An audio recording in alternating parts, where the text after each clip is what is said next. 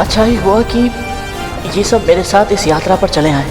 संभव है यह अनुभव इन्हें विनय का महत्व सिखा दे और पृथ्वी पर लौटने के बाद ये सब माँ को दास्ता से मुक्त कराने के लिए बड़ी माँ को मनाने में मेरी सहायता करें। बिंता! बिंता!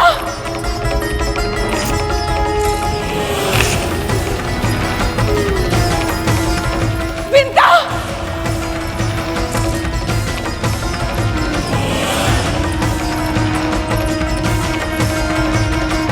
बिंता!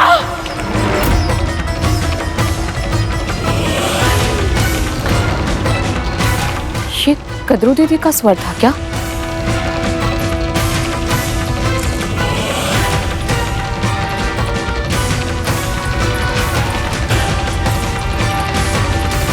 मुझे ऐसा क्यों लगा जैसे वो मुझे पुकार रही हूँ। पर वो यहाँ वन में क्या करेंगी? बिंता! बिंता! बिंता! बिंता! दीदी, मेरे पुत्र को बचा ले, उनकी रक्षा कर बिंता, उनकी रक्षा कर। पर हुआ क्या है? आप ऐसे क्यों कह रही हैं? वापस बुला ले उसे। सोच क्या रही है? वापस आने का आदेश दे उसे। आप इतनी घबराई हुई क्यों हैं और किसे वापस लौटने का आदेश दूं मैं? गरुड़ को। मैंने उसे सूर्य पुष्प लाने भेजा था, किंतु मेरे पुत्र भी उसके पीछे चले गए। मैंने बहुत पुकारा उसे, धरती पर वापस आने के लिए भी कहा, किंतु उसने मेरी नहीं सुनी। वो बहुत दूर जा चुका, मेरी धुरी उस तक नहीं पहुंच रही है। तू बुलाना उसे। यदि मेरे पुत्र को कुछ हो गया तो मैं जीवित नहीं रह पाऊंगी बिंता। तू ही है जो उसकी रक्षा कर सकती है। बुला ले अपने पुत्र को, वापस बुला ले। बुलाना, बुला अपने पुत्र को।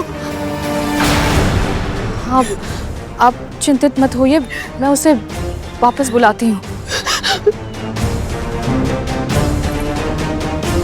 गरुड़! गरुड़!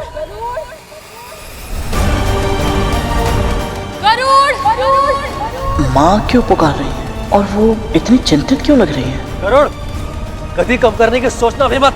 हमारी माँ ने तुम्हें जो कार्य दिया है ना, उसे पूरा किए बिना तुम वापस नहीं लौट सकते हो। हाँ।